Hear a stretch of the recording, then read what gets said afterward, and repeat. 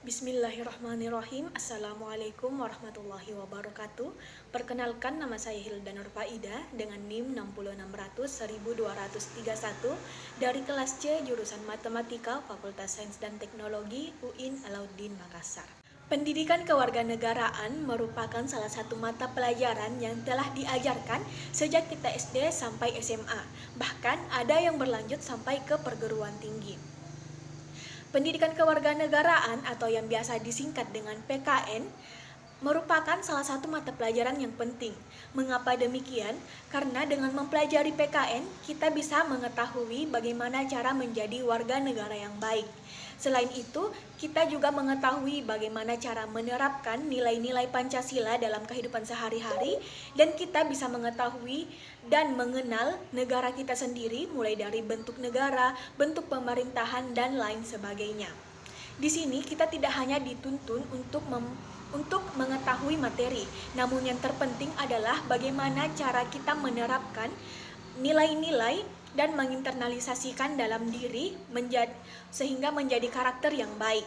Karena percuma saja bila kita menjadi kader atau menjadi generasi yang cerdas namun tidak dibarengi dengan akhlak yang baik. Lalu apa itu Indonesia? Indonesia merupakan sebuah negara yang terletak di Asia Tenggara yang dilintasi oleh garis khatulistiwa dan diapit oleh benua Asia dan Australia serta Samudra Hindia dan Samudra Pasifik. Indonesia adalah negara kepulauan terbesar di dunia yang terdiri dari 13.466 pulau dan sebagian besar di antaranya merupakan pulau-pulau kecil. Dengan populasi lebih dari 260 juta jiwa, Indonesia menduduki peringkat keempat dengan penduduk terbanyak di dunia dan menduduki peringkat pertama dengan penduduk Muslim terbanyak di dunia.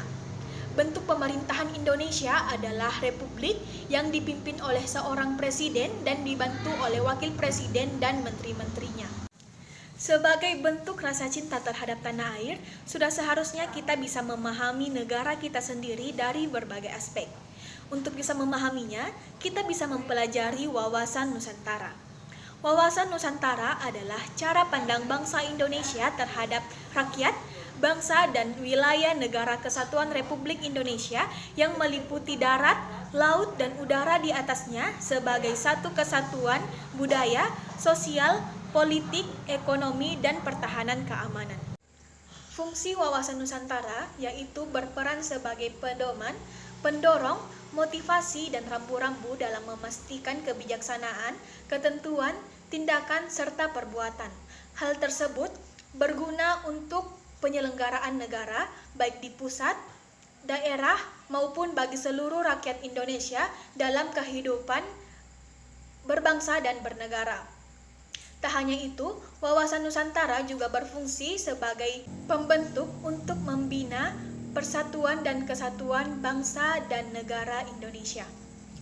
Tujuan wawasan Nusantara terbagi menjadi 3. Yang pertama, tujuan wawasan Nusantara nasional. Tujuan wawasan Nusantara nasional dapat dilihat dalam pembukaan Undang-Undang Dasar 1945.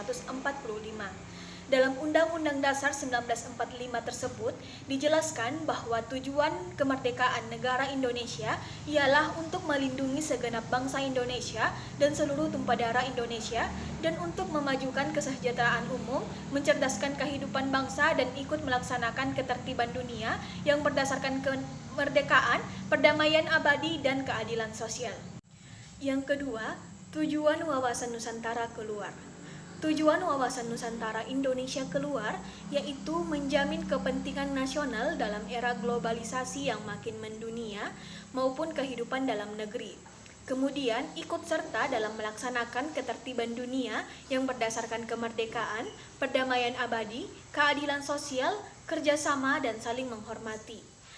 Artinya, Indonesia harus terus-menerus menjaga kepentingan nasionalnya dalam kehidupan internasionalnya dalam segala aspek kehidupan, baik politik, ekonomi, budaya, sosial, maupun pertahanan dan keamanan, demi tercapainya tujuan nasional yang tertera dalam Undang-Undang Dasar 1945.